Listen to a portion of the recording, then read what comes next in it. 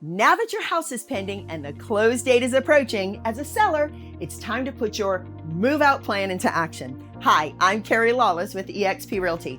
We all know moving can be a daunting task, but with these stress-free tips, you're going to be packed up and on your way to your new destination in no time.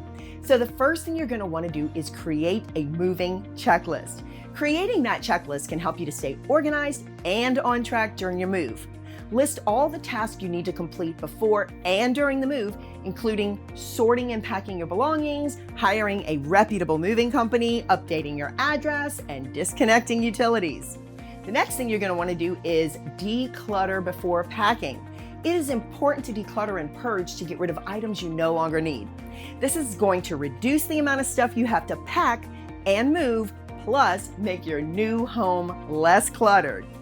The other thing you're going to want to do is pack room by room. So to make packing easier, pack your belongings room by room and label each box with the contents and the room that it belongs to.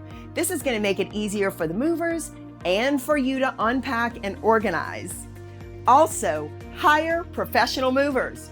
Hiring professional movers can make your move so much easier and less stressful. Leave the heavy lifting up to the professionals. Finally, and most importantly, take care of yourself and your family.